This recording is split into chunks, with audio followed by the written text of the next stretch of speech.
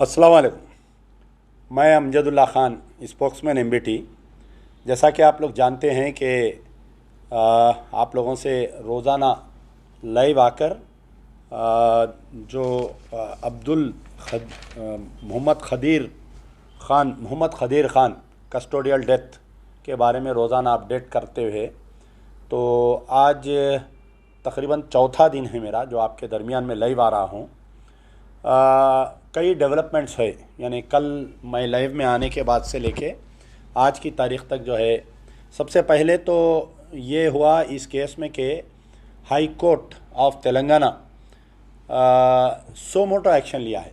Indian express की report को उसको कंप्लेंट बनाते हुए सो मोटो एक्शन लेते हुए आज उसकी सुनवाई हुई केस की चीफ जस्टिस ने, और गवर्नमेंट की तरफ से गवर्नमेंट प्लीडर जो प्रिंसिपल सेक्रेटरी होम, डीजीपी, आपके superintendent of police Medak, DSP Medak को और सर्कल इंस्पेक्टर को रिप्रेजेंट किया है।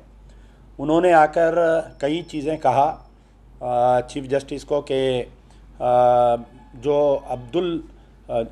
मोहम्मद खदीर ख़ान जो है उसको हम फ़लानी तारीख़ को 3 या 4 को हम छोड़ दिए, 16 दिन के बाद में उसका मौत हुआ, हमारे से इसका कोई ताल्लुक़ नहीं है।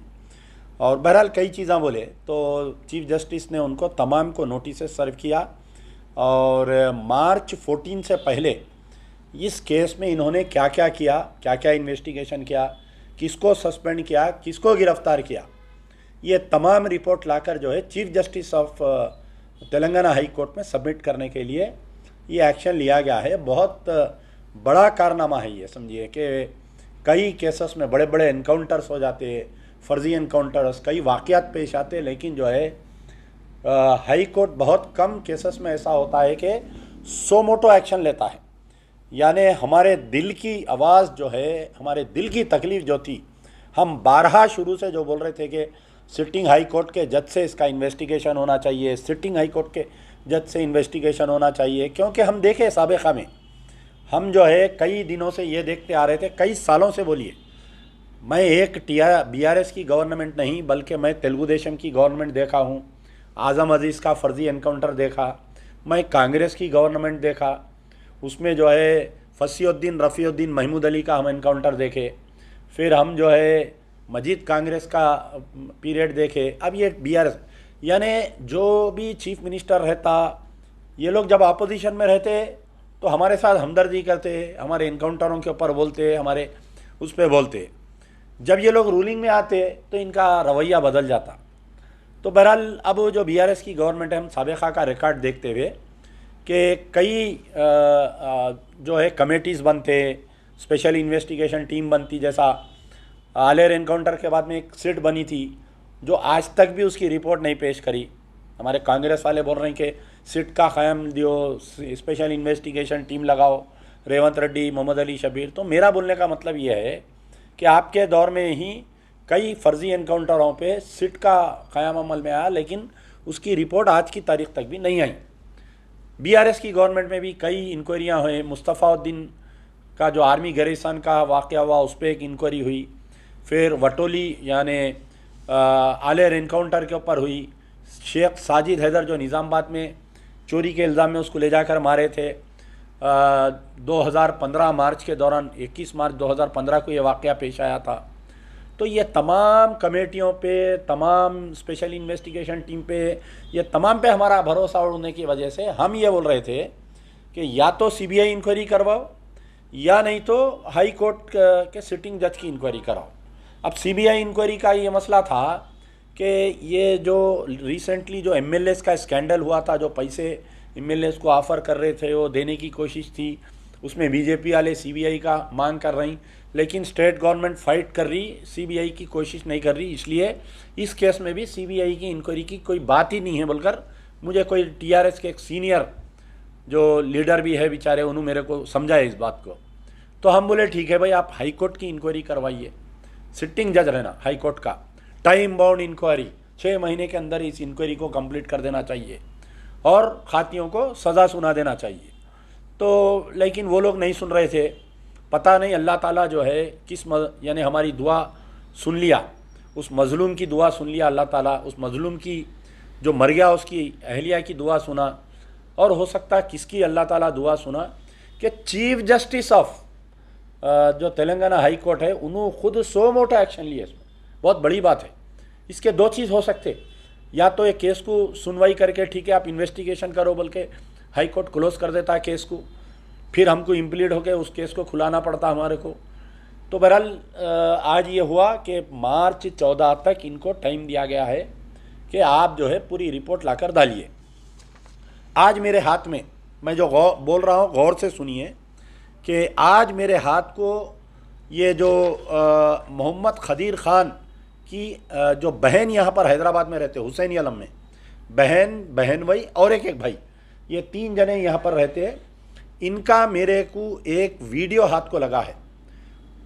तबस्सुम नामी बहन है, वो बहन क्या बोल रही है देखिए, मैं बहुत गौर से इस चीज़ को बोल रहा हूँ। इधर आइए, मैं 25 तारीख के दिन हैदराबाद को है, खदीर की बहन हूँ मैं। 25 तारीख को हैदराबाद को आके क्या बोले लगा, हुसैनी आलम की एस को आए, आके हमारे शोहर को फ़ोन करके बुलाए, मोइना दिन ऑफिस से क्या हो, तो जी हाँ बोल के हम गए। क्या हुआ सर, कहीं को बुला रहे हैं, मतलब खदीर को आप क्या होना, आप मैं उनकी बड़ी बहन हूँ। कहीं को सर बोले तो नहीं, खदीर को बुला के लेके आओ, आप खदीर को लेके आओ। नहीं कहीं को सर कहीं के आज तक हम आपको इंसाफ दिला के खाली ये वीडियो जो है मैं थोड़ी देर में मेरे फेसबुक पे डालूंगा, आप लोग देखिए। जो खदीर की बहन है तबस्सुम का बोलना ये है कि हुसैनी आलम पुलिस स्टेशन से मुझे फ़ोन आया, पहले मेरे शौहर को बुलाए, फिर बाद में मेरे को बुलाए, पूछे कि खदीर तुमको क्या होना। तो मैं बोली कि मेरा भाई है, कहाँ पर है खदीर। तो मैं बोला मेरे को नहीं मालूम, कि कहीं काम पर गया होगा, 3-3 4-4 दिन वो घर को नहीं आता वो। तो खदीर जो है हुसैनी आलम पुलिस स्टेशन में तबस्सुम यानी खदीर की बहन तबस्सुम को मारे, उसके बहन भाई को मारे, उसके एक भाई को मारे। ये वर्शन है तबस्सुम का, खदीर की बहन का वर्शन है ये। तो अब यहाँ पर जो भी ड्रामा हुआ ये हुसैनी आलम पुलिस स्टेशन में हुआ। तो इस मर्डर केस में, इस पुलिस एट्रॉसिटी केस में हुसैनी आलम पुलिस भी इन्वॉल्व है। अब वो इंस्पेक्टर इन्वॉल्व है नहीं मालूम, क्या कोई सब इंस्पेक्टर इन्वॉल्व है नहीं मालूम। मेदक पुलिस आके हुसैनी आलम पुलिस स्टेशन में बैठ के हुसैनी आलम पुलिस स्टेशन से इनको लेकर गई, यानी तबस्सुम इन लोगों को बुलाए फ़ोन करके। वो जुमला सुनो आप, कि मुझे हुसैनी आलम पुलिस स्टेशन से फ़ोन करके बुलाए, पूछे कि आपको खदीर ख़ान क्या होना, आपको मोहम्मद खदीर ख़ान क्या होना। तो मैं बोला मेरी बहन, मेरा भाई है। और ये पूरे उसका बयान सुनिए। हम director general of police, commissioner of police Hyderabad से मुतालबा करते हैं कि हुसैनी आलम का जो कैमरा है उस दिन का 29 जनवरी का पूरा दिन भर का कैमरा निकालिए आप, निकाल के इसको जो है मंजर आम पर लाइए। अगर इसके अंदर हुसैनी आलम पुलिस इन्वॉल्व है, कोई भी रहने दो, इंस्पेक्टर रहने दो या सब इंस्पेक्टर रहने दो, कि दूसरी पुलिस आके इनको मार के पुलिस स्टेशन में से लेकर गई, वहाँ पर जीडी एंट्री हुआ क्या, वहाँ पर कोई वारंट बताए क्या। तो जिस तरीके से संगारेड्डी के सर्कल इंस्पेक्टर एसआई 2 कांस्टेबलों को सस्पेंड करे, हुसैनी आलम में भी जो जिम्मेदार है उन पुलिस वालों को सस्पेंड करना चाहिए। ये आज हमारा मुतालबा है। मैं कल इंशाल्लाह कमिश्नर ऑफ पुलिस को लेटर भी लिखूंगा इसके बारे में, डीजीपी को भी हम लेटर लिखेंगे। तो ये बात हो गई। अब यहाँ पर जो है हाई कोर्ट अल्लाह के फजल से इस मसले को टेकअप किया है। अब मुझे कोई लीडरों की, कोई एहतजाज की, कोई चीज़ की ज़रूरत नहीं है। आप अपने तौर पर एहतजाज जारी रखिए, कलेक्टर्स को मेमोरेंडम्स देते रहिए, आप बाज़ाब्ता पुलिस से परमिशन लेके रैलीस निकालिए, आप पुलिस से परमिशन लेके धरना दीजिए। आने वाले जुमे में अगर कोई एहतजाज करना चाह रहे हैं तो बाज़ाब्ता पुलिस से परमिशन लीजिए, मसाजिद की कमेटी को इंटीमेट करिए, वहाँ पर आप करिए। ये हमारा एहतजाज अपनी जगह जारी रहेगा। हम खुशफहमी में नहीं रहेंगे कि उनको सस्पेंड कर दिए, हम खुशफहमी में नहीं हैं कि high court so motu action लिया है। लेकिन हम जो है ये हमारा मुतालबा है, हमारा ये मुतालबा है कि जब तक ये खाती पुलिस ओहदेदारों को गिरफ्तार नहीं किया जाता, ये क़त्ल के मुक़द्दमात में गिरफ़्तार नहीं किया जाता, हम खामोश बैठने वाले नहीं हैं। जब तक वहाँ की जो superintendent Rohini Priyadarshini superintendent of police का इनको सस्पेंड नहीं किया जाता, हम खामोश बैठने वाले नहीं हैं। क्योंकि रोहिणी प्रियादर्शनी ही वाहिद सुप्रिटेंडेंट है जिन्होंने खाती पुलिस के ओहदेदारों को बचाया, उनको बचाया। बाज़ाब्ता स्टेटमेंट है 10 तारीख का टाइम्स ऑफ इंडिया, 10 तारीख के क्रॉनिकल में Rohini Priyadarshini giving a clean chit. मरने के बाद में वहाँ के जो डीएसपी है उन्होंने भी क्लीन चिट दे रहे हैं। और आज हाई कोर्ट में आके एडवोकेट जनरल भी ये बोल रहा कि इसके अंदर जो है मेदक पुलिस का कोई कसूर नहीं है, हम उसको छोड़े 16 दिन के बाद में उन्हें मरा। तो अभी भी बताइए आप कि यहाँ पर लोग बोल रहे हैं कि सस्पेंड कर दिया, यानी चीफ मिनिस्टर का जो डायरेक्शन होता है, जो डायरेक्टर जनरल ऑफ पुलिस का डायरेक्शन होता है, जो केटी रामाराव का डायरेक्शन होता है, जो महमूद अली का डायरेक्शन होता है, वही डायरेक्शन को एडवोकेट जनरल पेश करते हैं। अगर आज एडवोकेट जनरल आकर ये कहता कि हाँ यकीनन हमारे पुलिस वालों से गलती हुई है, हम सस्पेंड करें हैं उनको, हम मजीद तहकीकात करेंगे, हम उनको गिरफ्तार करेंगे, हम उनको एज पर लॉ हम उनके ऊपर कार्रवाई करेंगे, हम एक्सग्रेशिया देंगे, ये बात नहीं कहा advocate general. Advocate general has defended those police officers who are involved in killing of Mohammed Khadeer Khan. ये एडवोकेट जनरल है। अब जो लोग टीआरएस के हैं, मैं उनसे सवाल कर रहा हूँ, टीआरएस के MLA, MLC, chairman, mayors, deputy mayors, कारकुन, छोटे मोटे हर लीडर से मैं सवाल कर रहा हूँ कि आपकी गवर्नमेंट का एडवोकेट जनरल डिफेंड कर रहा है खाती पुलिस के ओहदेदारों को। ऐसा क्यों हुआ आज? Why did the advocate general defended the police officers? I want to know from chief minister KCR, KTR, Mahmood Ali. भाई डीजीपी ही अपने मातहत ऑफिसरों को बचाएंगा, सुप्रिटेंडेंट अपने मातहत ऑफिसरों को बचाएंगा, वो अलग चीज़ है। गवर्नमेंट की जो पॉलिसी रहती, रूलिंग पार्टी की जो पॉलिसी रहती, वो एडवोकेट जनरल आके हाई कोर्ट में बोल कर गया आज। तो ये एक बहुत बड़ा, यानी जहाँ पर हाई कोर्ट अपना यानी सो मोटो एक्शन लिया है, वहीं हाई कोर्ट में आके गवर्नमेंट जो एडवोकेट जनरल ये बात रख कर गया है, ये बहुत संगीन बात है ये हमारे लिए, क्योंकि he is held bound to protect that police officers बोल के हमारे सामने बात आई। ये हो गया। अब ठीक है, जो भी ओहदेदारों का हम करते रहेंगे। आज जो है हमारे जो शहर के उलमा मशाइखीन हैं, सबसे पहले मैं आज तमाम के नाम लेकर उनसे दर्दमंदाना अपील करूंगा कि आप लोग क्यों खामोश हैं।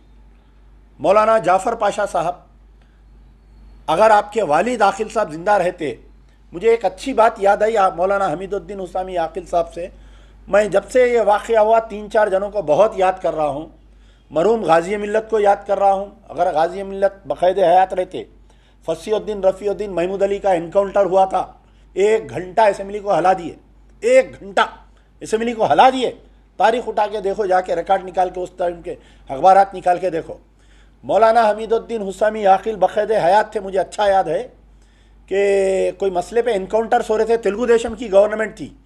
बाज़ाफ्ता जुमे में जलसे में, जुमे के खुतबे में बोले थे कि तेलुगु देशम अगर ये इनकाउंटर्स का सिलसिला नहीं बंद करेंगी तो हम तेलुगु देशम का बायकाट करेंगे, तेलुगु देशम के अक़लियती क़ायदीन का बायकाट करेंगे, ना हम उनको बच्ची देंगे, ना उनके किसी तकरीब में जाएंगे, ना हम उनकी जनाजा नमाज पढ़ाएंगे। ये आकिल साहब के अल्फाज थे। जैसा ही मौलाना हमीदुद्दीन हुसामी आकिल साहब ये अल्फाज बोले, दूसरे दिन सुबह में लालजान पाशा और फारूक मिनिस्टर दोनों उनके घर पर आए। चीफ मिनिस्टर चंद्रबाबू नायडू से फ़ोन पर बात कराए और क्या क्या करेक्शंस करना था पूरे करेक्शंस करके गए। तो ये मौलाना हमीदुद्दीन हुसामी आकिल, मौलाना नसीरुद्दीन को मैं बहुत याद कर रहा हूँ। जब भी कोई ऐसा वाक़या आता, सबसे पहले अगर किसी की आवाज़ आती तो मौलाना नसीरुद्दीन साहब की आती आवाज़। मैं एक कॉल रिकॉर्डिंग देखा कि कोई मौलाना जाफ़र पाशा साहब से बात कर रहे थे, तो उन्होंने कहा कि मैं शब मेराज के जलसे में मैं ये बात कह दिया हूँ। इसके बारे में यानी हमारे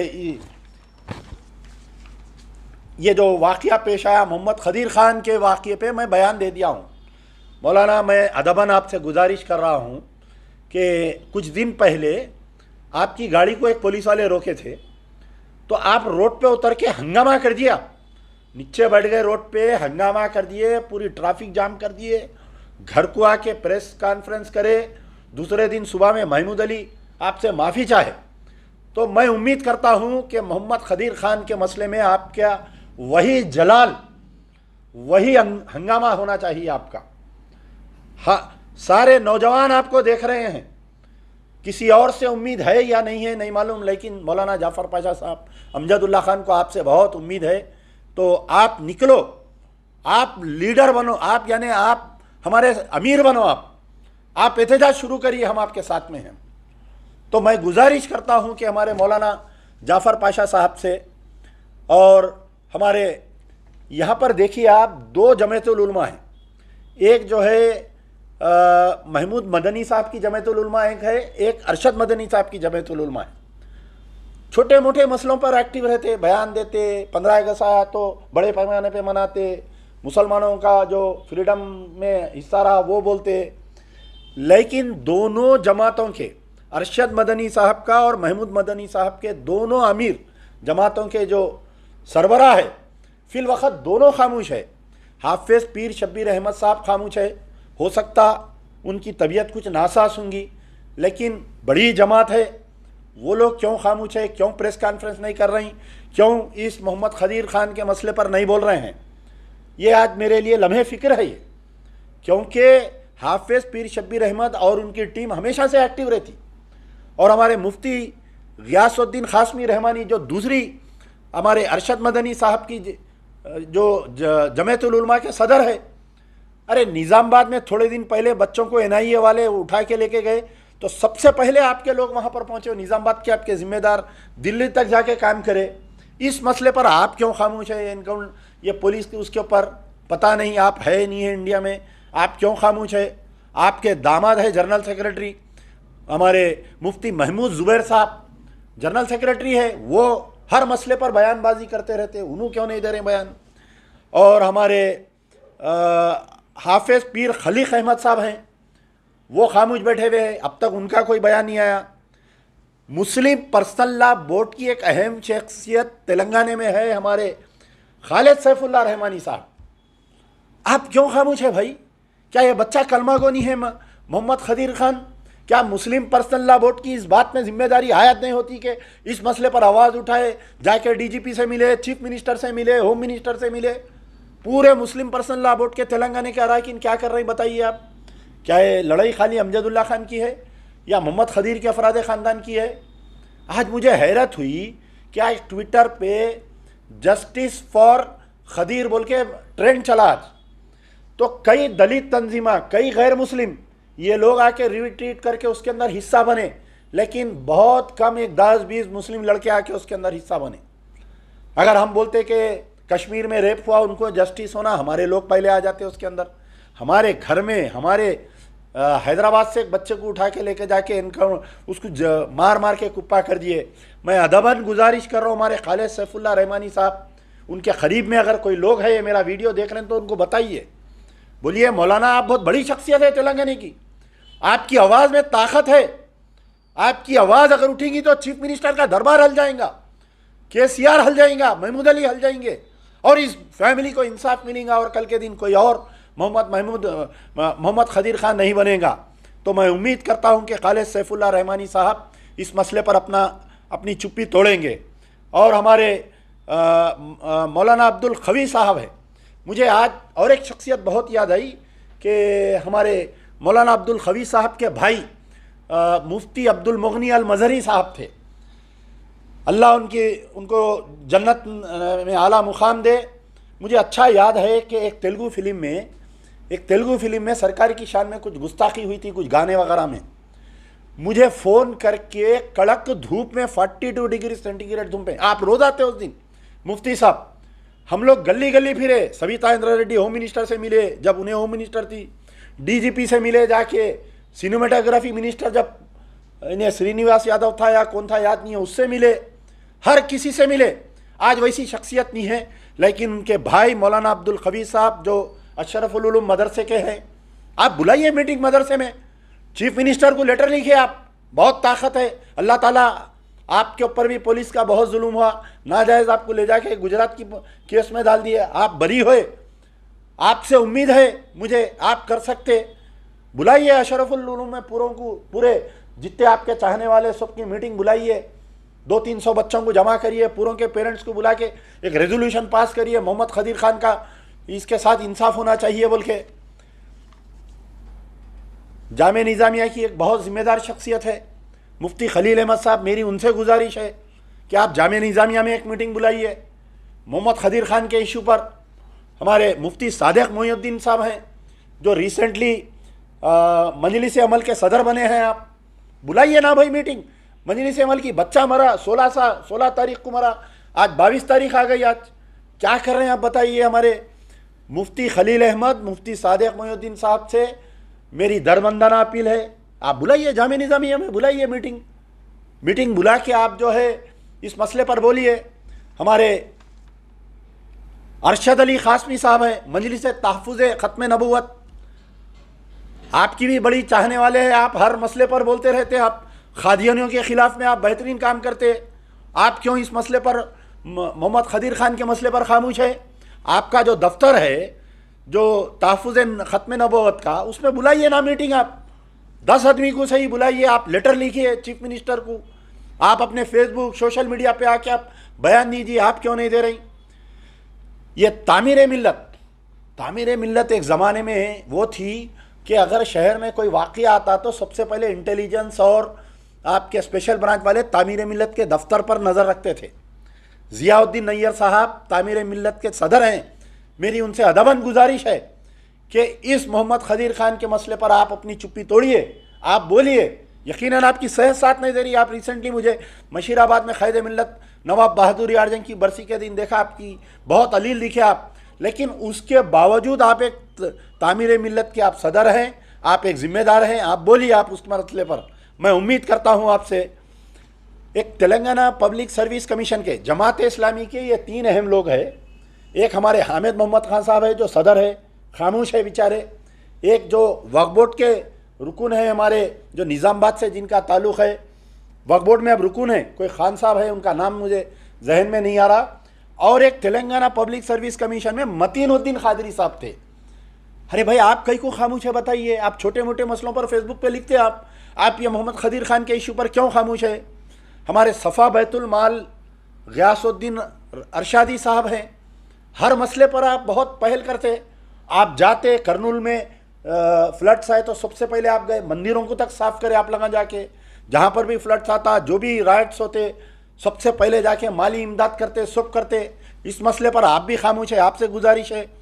हमारे मस्जिद अजीज़िया के ब्रदर वसीम साहब हैं, रोज़ाना कोई ना कोई मसले पर उनका ऑडियो वीडियो हम सुनते, इस मसले पर वो भी खामोश है, क्या वजह है नहीं मालूम। बहरहाल कई लोग हैं जिनके मैं नाम लिख के रखा था आज सबसे आप लोगों के दरमियान में अपील करने के लिए। तो बहरहाल 3 चीज़ें हैं कि एक सोमोटो एक्शन लिया गया है, 14 मार्च के दिन उसकी पेशी है। ये तबस्सुम जो उसकी बहन का बयान है कि हुसैनी आलम पुलिस स्टेशन में हमको लाकर मारे, उसके ऊपर कमिश्नर ऑफ पुलिस और director general of police Hussaini Alam का क्या रोल है, उसके ऊपर तहकीकात करना चाहिए। ये तमाम उलमा मशाइखीन से मेरी दर्दमंदाना अपील है कि आप आवाज़ निकालिए, ऐसा आवाज़ निकालिए, ऐसा एहतजाज करिए कि आपके अफराद ख़ानदान के साथ अगर पुलिस जुल्म करी तो आप कैसा करते वैसा करिए। खदी मोहम्मद ये बच्चा ये मेरा कोई रिश्तेदार नहीं है, मोहम्मद खदीर खान मेरा रिश्तेदार नहीं है, मेरा भाई नहीं है, लेकिन कलमे की बुनियाद पर वो मेरा कलमा गो भाई है। इसको कैसा ले जाके मारे, मेरे को वो तड़प है। मेरी तड़प सिर्फ यही है कि कोई आइंदा खदीर ना बने। मेरी तड़प सिर्फ यही है कि एक ऐसा क़ायद बनाओ कि गाज़ी मिल्लत अल्लाह मोहम्मद अमानुल्लाह खान, मौलाना हमीदुद्दीन उस्मानी आकिल, मौलाना नसीरुद्दीन के वैसा, जब कौम को ज़रूरत होती है किसी क़ायद की तो कौम का क़ायद नहीं बल्कि उसका बाप, उसका भाई बन के उसके दरमियान में आके उसके मसले को हल करने वाला होना, ऐसा बनना चाहिए आज के हमारे उलमा मशाइखीन। यार जिंदा सोबत बाकी।